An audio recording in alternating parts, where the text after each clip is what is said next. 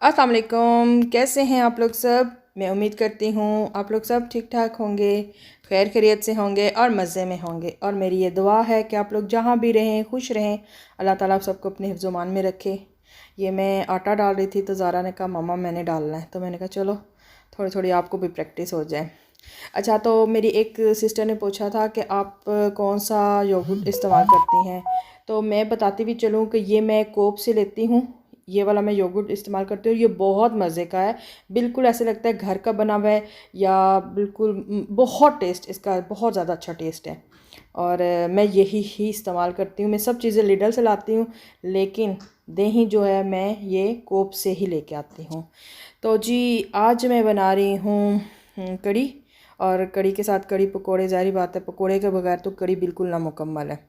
तो इसमें मैंने डाल दिया है बेसन, और बेसन के साथ मैंने दही डाल दिया है। ये वाला सारा डिब्बा डाल दिया था। और इसमें मैंने कर दिया था थोड़ा सा पानी ऐड, और इसको मैं अब ये ब्लेंड कर लूँगी। और जी अच्छा, कड़ी बहुत किस्म की बनती है, ठीक है। मतलब हर बंदे की अपनी रेसिपी होती है, ज़रूरी नहीं एक ही रेसिपी से सब बनाएं। सबकी तरीक़ाकार अलग होता है।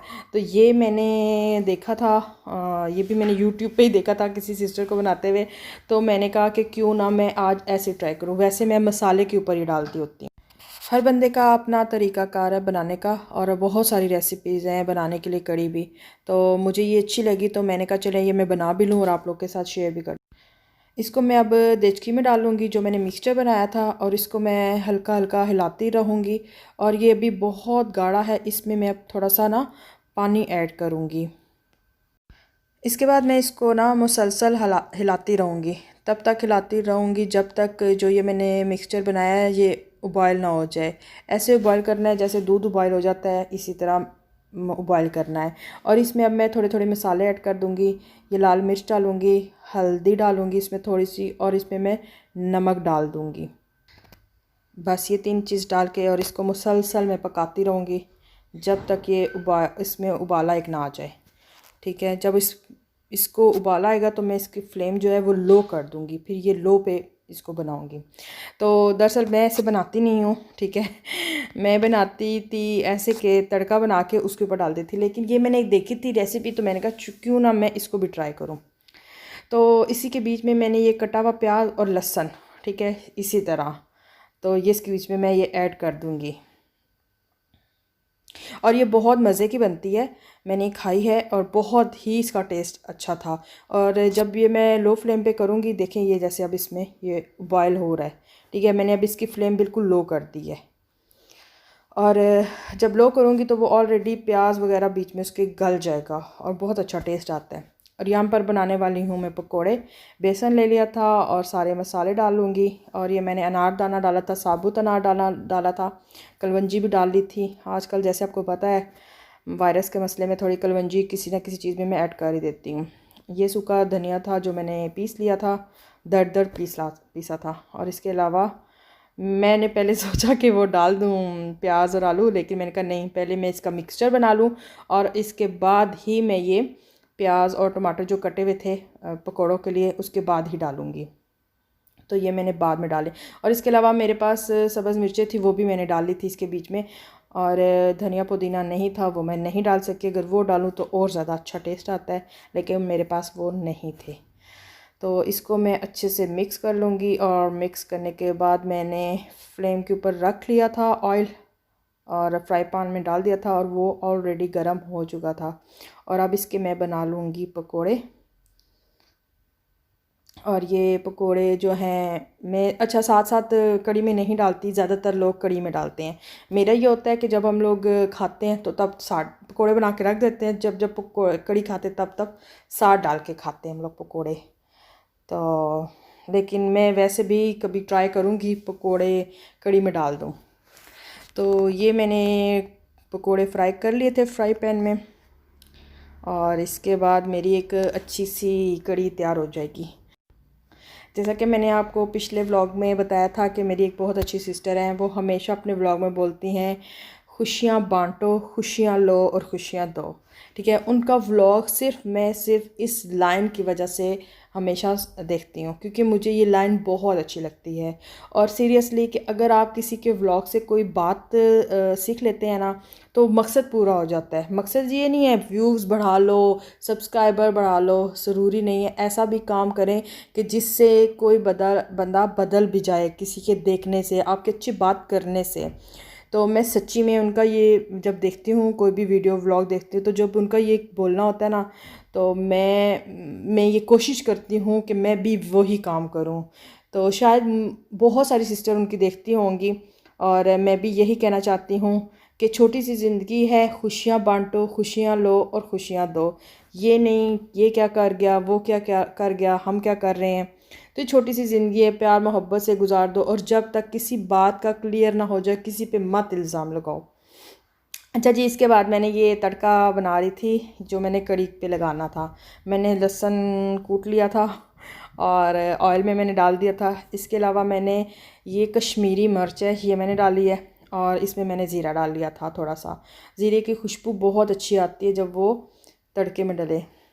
और ये मैंने ऑयल वही वाला लिया था जो मैंने पकोड़ों में डाला था। तो मैंने कहा कि चले, ये वो खुशबू भी अच्छी आती है और जायका भी अच्छा होता है। इसके बाद ये मैं कड़ी में इसका तड़का लगा लूँगी अच्छे से। और ये देखें जी, ज़बरदस्त इसका कलर आया था, बहुत अच्छी ये बनी थी और बहुत मज़े की। मैंने मतलब काफ़ी टाइम बाद कड़ी बनाई थी, और ये मैंने देखी थी रेसिपी, तो मैंने कहा चलें मैं इसी से ट्राई करती हूँ। वैसे जो मेरी अम्मी ने मुझे बताई थी वो बिल्कुल इससे अलग थी रेसिपी, और ये देखने में भी बहुत अच्छी लग रही थी और सच्ची खाने में भी बहुत अच्छी थी। वैसे मेरे घर में कड़ी कम ही बनती है और कम ही खाई जाती है, तो ये दिन में खाई जाती है। और दिन में पता है मेरे घर में मतलब हम लोग इतना खाना खाते नहीं, शाम में खाना खाते हैं। तो इस वजह से ये मैंने दिन को बनाई थी और कोशिश की थी कि चले हम लोग मॉर्निंग में इसके साथ पराठे बना लें। जब कड़ी बनी हो और पराठे ना बने हुए हों, ये तो हो ही नहीं सकता ना। कड़ी के साथ तो पराठे जो मज़ा करता है वो बिल्कुल भी किसी चीज़ के साथ मज़ा नहीं करता। और सच्ची बात बताऊं तो मेरे पराठे माशाल्लाह इतने क्रिस्पी बने थे कि हमें खाते हुए भी बहुत मज़ा आया था। तो बच्चों ने भी कहा मम्मा मज़ा आया। और पता है गर्मियों में पराठे खाए कहाँ जाते हैं। अच्छा, मुझे आपको बताना था कि मैं जो ना अपने कमेंट बॉक्स पे ना एक मैसेज होगा वो पिन करूँगी, अगर उन्होंने मुझे मैसेज किया तो। वो कुरान पाक ट्विटर है, ठीक है, पाकिस्तान से हैं, बहुत अच्छे कारी साहब हैं। मुझे उनका रेफरेंस किसी सिस्टर ने दिया था, वो इंग्लैंड में रहती हैं।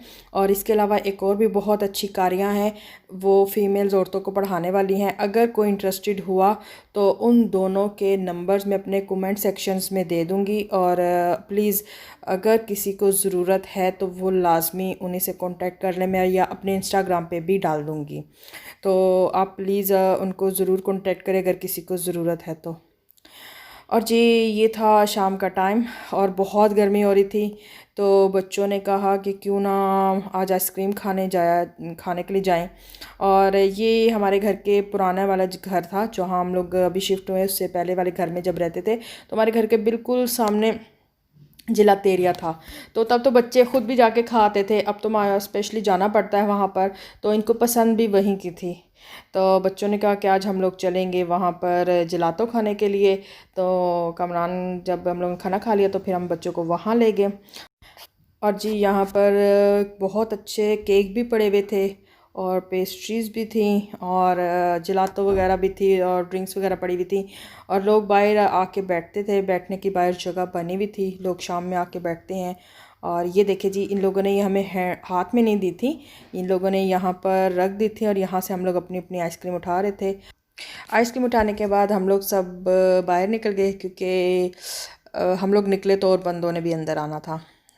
ऐसा ही है आजकल, कहीं भी आप जाएं, शॉपिंग के लिए जाएं, ग्रोसरी के लिए जाएं, तो और लोग भी होते हैं कि जब आप बाहर निकलेंगे तो वो दोबारा इंटर होंगे। ख़ासकर जो छोटी दुकानें हैं, जो छोटी शॉप्स हैं, जैसे तबाकी होगी, इस तरह बार वगैरह होगी, जिलात एरिया वगैरह हो गया, इस तरह की बड़ी शॉप्स में तो आपको पता है कि ज़्यादा बंदे जाएं तो भी कोई मसला नहीं है। लेकिन छोटी शॉप्स पे ये होता है कि बारी बारी सब ने जाना होता है, तो सब लोग अपना इंतज़ार कर रहे होते हैं। पता है, आइसक्रीम तो होता है कि हम लोग ग्रॉसरी के साथ लेके आते हैं, लेकिन कभी कभार दिल करता है कि बाहर जाके खाएं सिर्फ बस ये एक होता है। तो ऐसा होता है कि वीकेंड्स पे दिल करता है कि चले बंदा बाहर जाए आइसक्रीम खाए, और चले आउटिंग भी हो जाती है, फ्रेश भी बंदा हो जाता है और आइसक्रीम भी खा लेता है। वैसे मुझे इतनी आइसक्रीम पसंद नहीं है। चलिए जी, मैं उम्मीद करती हूँ आप लोग को मेरा ये व्लॉग भी पसंद आएगा। पसंद आए तो लाइक करना बिल्कुल मत भूलेगा। मुझे अपनी दुआओं में लाजमी याद रखेगा और अपना बहुत सारा ख्याल रखेगा। अल्लाह हाफ़िज़।